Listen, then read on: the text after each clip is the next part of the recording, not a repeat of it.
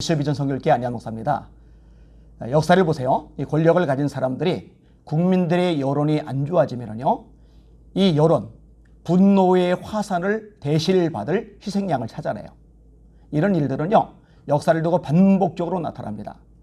사실 희생양보다 더 좋은 경우가 있기는 있어요. 전쟁입니다. 이웃 나라와 싸움을 벌이게 되면요, 국민들의 적이 명확해지면서 내부 분열이 중단되고 이 대적, 이웃 나라로 분노가 향하게 되기 때문에 통치자들이 권력을 잡기가 훨씬 좋은 거죠. 그런데 전쟁을 하는 상황이 여의치 않을 경우는 희생양을 만드는 거예요. 근데 이런 현상이요, 지금 대한민국에서도 버젓이 발생을 하고 있어요. 민주주의 국가가 맞는가 의심이 들 정도로 심각한 현상이 드러나고 있는 겁니다. 정부가요, 교회를 타겟으로 삼았죠. 예배를 전면 다 금지시켜버렸어요. 친하기 전엔 목사님이 제주도에 있다가 하루 당겨서 어제 들어왔어요. 근데 어제 들어오는데 밤 8시 50분 비행기를 타려고 했는데 만석이라 사람이 꽉 차가지고 다음 비행기를 탈 수밖에 없었다고 이야기하더라고요. 비행기에 꽉 차면은 몇 명이 모일까요?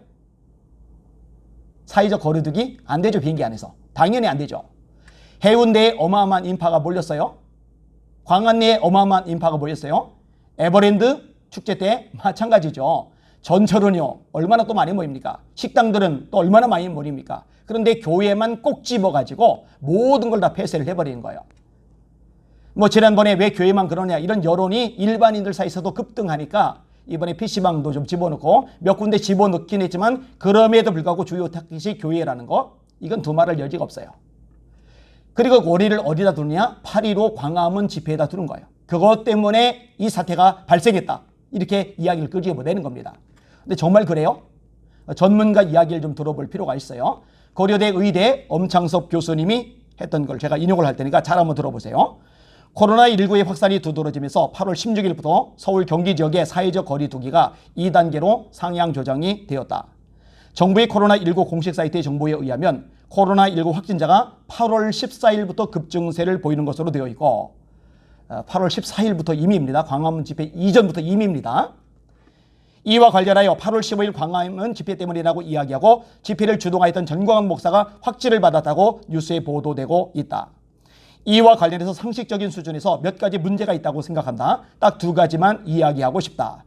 이분이 정부를 날카롭게 비판하거나 매도하거나 그런 의도가 아니에요. 의사로서 양심적인 발언을 하는 거예요. 진짜 8.15 집회 때문에 코로나 확산되었느냐? 아니라는 거죠. 잘 들어보세요. 우선 통상 바이러스의 잠복기는 2주일이고 현재까지 학계에서 인정하는 공식적인 코로나19의 잠복기는 평균 5.2일이다.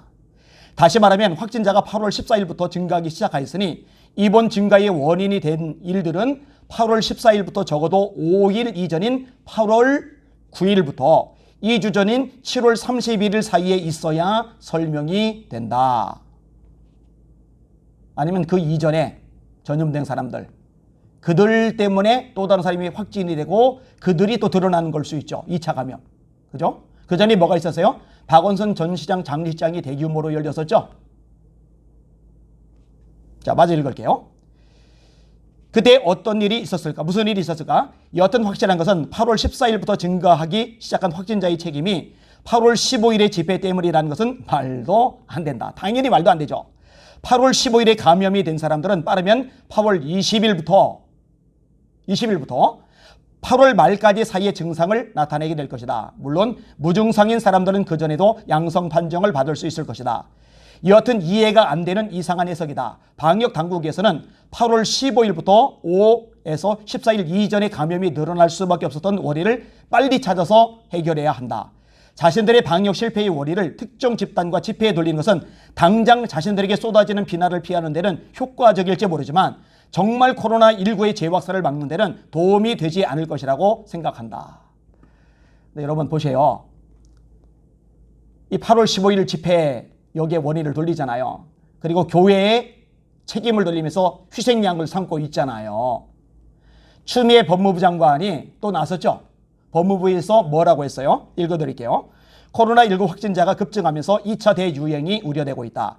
일부 종교단체에서는 신도 다수가 코로나19 확진된 상황임에도 대규모 집회 참여를 동조 지원하고 고의적으로 방역을 저해했대요. 진료를 거부한 채 도주하는 사례까지 발생하고 있다. 이는 국민의 생명권을 직접적으로 위협하고 침해하는 매우 분노할 만한 일이다. 이에 법무부는 어제 17일 집합 제한 명령 위반 등 코로나19 방역활동 저해 사범에 대해 엄정 대응 지시를 냈고 검찰에서는 전광훈 목사에 대한 보석 취소를 청구했다. 나아가 금일 경찰, 검찰, 질본, 지자체 등 유관기관 대책회의 개최, 불법 집회 및 방역 저해 행위 등에 대한 신속 엄정 수사 등을 통해 강력 대처하도록 조치했다. 교회에다 책임 넘기는 거죠. 8.15 집회 때문이라고 떠넘기는 거죠. 추 장관이 페이스북에다 올린 걸 잠깐 인용을 할게요. 종교의 지상과제는 이웃에 대한 사랑의 실천일 것이다. 그런데 이웃과 사이가 코로나 위험에 빠져도 아랑곳하지 않고 공공성과 대중의 보호를 외면하는 특권이 종교의 자유 영역도 아닐 것이며 자칭 종교 지도자에게 주어진 것은 아닐 것이다. 종교의 지상과제가 이웃에 대한 사랑 실천이라면 정부의 지상과제는 자국민을 보호하는 거죠. 자기 나라 백성들이 잘 살 수 있도록 도와주는 거죠. 그게 정부의 존재 목적이죠. 정부의 지상과제죠. 그런데 코로나 때문에 마스크 대란이 벌어졌을 때 국민들은 마스크 없어서 그렇게 고통당하는데, 그렇게 힘들어하는데, 그렇게 국민들끼리 싸움이 벌어지고 힘들어하는데 중국에다가 어마어마한 마스크 물량을 보내줬죠. 그게 뭐 한 건데요? 그 반성했어요? 그 사과했어요? 두루뭉실하게 넘어갔잖아요. 그죠? 국민들은 또 막 열이 나서 막 들끓다 그냥 차분하게 식어져 버렸고요. 자, 엄 교수님 글 좀 더 인용할게요. 두 번째는 코로나19로 확진을 받은 사람들 중에 처음으로 개인의 이름이 노출되었다. 2020년 8월 16일 자정까지 15,318명의 확진자 중 어느 한 사람도 이름이 노출된 적이 없다. 노출하면 안 되니까. 노출 안 시켰죠. 이 원칙을 깬 사람이 누구일까? 그 사람이 누구이든 관계없이 코로나19와 관련된 개인정보에 대하여 철저한 비밀 보장이라는 신뢰는 허물어진 것이다. 이제는 어떻게 사람들에게 검사를 받으라고 할 수 있을까? 앞으로 이런 일이 다시는 벌어지지 않도록 대책을 강구하고 이번 노출에 대하여는 철저히 조사하여 관련자에게 책임을 물어야 할 것이다. 도대체가 기준도 없고요. 원칙도 없어요. 자신들에게 불리하면 감추고요. 자신들에게 유리하면 드러냅니다. 내로남불이죠. 이러면 안 되는 거예요. 국민 여러분 간절하게 호소합니다. 그리고 이 정부 여론에 언론에 편승된 기독교인들에게 제가 간곡하게 호소합니다. 욕을 해도 근거를 가지고 욕을 해야 돼요. 비방을 해도 팩트를 가지고 비방을 해야 돼요. 16일, 17일, 18일 확진자는 8월 15일 때문에 생기는 게 아니에요. 잠복 기간이 있어요. 학계 정설로만도 5.2일, 기본 2주. 8월 15일 이전, 8월 14일 이전에 이미 많아진 거예요. 2차 감염까지 따지면 원인은 또 다른 데 있을 수밖에 없는 거예요. 팩트를 가지고, 근거를 가지고 비방을 해야 됩니다. 여러분, 네로가 폭군이죠. 어머니까지 죽일 정도의 인물이니 참 문제가 심각한 사람이죠. 얼마나 수많은 사람들 학살하고 죽입니까? 자기에게 아첨하는 사람들, 그런 사람들만 높여주죠. 바른 말하는 사람 싹 죽이니 서슬퍼러서 겁이 나서 누가 그 앞에서 바른 말을 하겠어요. 로마시에다 불을 지른 걸 네로죠. 자기가 불을 질러놓고요. 국민들의 여론이 자신에게 향할까 봐 신경이 쓰니까 희생양을 찾아요. 그게 누구였어요? 그게 기독교인들이었죠. 기독교인들이 로마 시내에 불을 질렀다. 그러니까 로마에서 얼마나 기독교에 대한 반감이 크게 일어납니까? 얼마나 거세게 일어납니까? 때려 죽일 존재가 되잖아요. 실제로 얼마나 많은 기독교인들이 고문을 당하고 감옥에 갇히고 두들겨 맞고 죽임을 당합니까? 근데 잘 들으세요. 네로는 비참하게 인생을 마감을 해요. 로마? 기독교를 그렇게 받게 했던 로마가 기독교를 다 때려잡고 교회를 다 때려잡고 교회가 다 사라져버리고 말하느냐? 아니요. 교회가 오히려 더 왕성해졌어요. 313년 밀라노 칙령에 의해서 콘스탄틴 황제가 기독교를 공인을 했고 테오도시우스 왕제가 기독교를 국교로 만들었죠. 그리고 세월이 더 지나가면서 로마라는 제국 자체는 역사의 뒤안길로 사라져버렸지만 교회는 더 강성하게, 더 왕성하게, 더 능력 있게 역사하고 살아남아 있죠. 봐야 돼요. 깨달아야 돼요. 그게 지혜 아니겠어요? 잘 들으세요. 교회를 억압하고 탄압하고 짓밟으면은 그 짓밟는 세력이 결국 역사를 두고 사라지고 심판을 받고 말지 교회가 무너지진 않아요. 교회가 사라지진 않아요.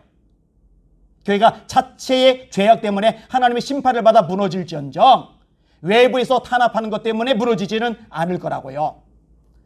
사랑하는 성도 여러분, 목숨 걸고 기도할 때입니다. 여러분, 이 유튜브 영상 구독 누르시고 좋아요 누르세요. 유튜브 알고리즘상 자꾸 알려질 수 있는, 노출될 수 있는 방법이 거기에 있으니까요. 그래서 수없이 퍼나르세요. 정확한 팩트만, 정보만 제대로 알아도 속아 넘어가지 않을 거예요. 지금 이제 언론을 믿을 수 없으니까. 바르게 분별하고 용기 있게 말하고 당당하게 행동하고 움직이고 그리고 힘을 내서 필요하다면 과감하게 싸우는 저와 여러분들 되시기를 주님의 이름으로 부탁을 드립니다. 지금 사방으로 우겨쌈을 당하죠. 성경 말씀을 저는 붙잡아요. 사방으로 우겨쌈을 당하여도 쌓이지 아니하며 거꾸로 트림을 당하여도 망하지 아니하며 다윗의 선언 또 선언할게요. 또 그대로 인용할게요. 세 번째입니다. 너는 칼과 창과 단창으로 내게 나오거니와 나는 만군의 여호와의 이름 곧 네가 모욕하는 이스라엘 군대의 하나님의 이름으로 내게 나가노라. 그가 하나님이 너를 내 손에 넘기시리니 내가 너를 쳐서 네 목을 베고 오를 블레셋 군대의 시체로 공중에 세워 땅에 들짐승에게 주어 온 땅으로 이스라엘에 하나님이 계신 줄 알게 하겠고 또 여호와의 구원하심이 칼과 창에 있지 않음을 이 무리에게 알게 하리라. 전쟁은 여호와께 속한 것이죠. 그가 너희를 우리 손에 넘기시리라. 다윗이 물매를 돌려요? 날려요? 전신 갑옷을 입은 골리앗. 그 당시엔 방탄 유리가 없으니까 눈앞은 열어둬야 돼요. 이마가 노출돼 있어요. 이 이마에 돌이 박혀요. 이 돌이 박힌 것은 다윗의 물매 능력의 힘이 아니에요.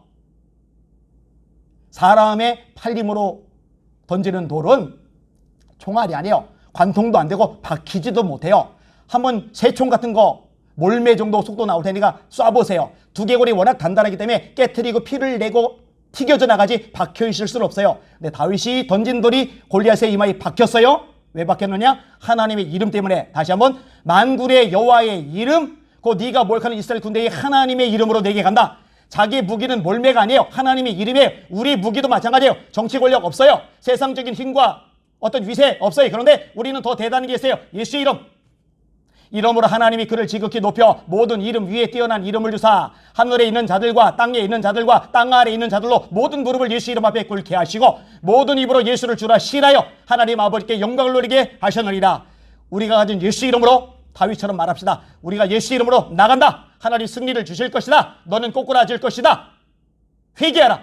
그것만이 살 길이다. 선포하시고 전진하시는 여러분들 되주시기를 주님의 이름으로 부탁을 드립니다. 우리에게 주신 능력의 이름 예수 이름으로 승리합시다. 할렐루야.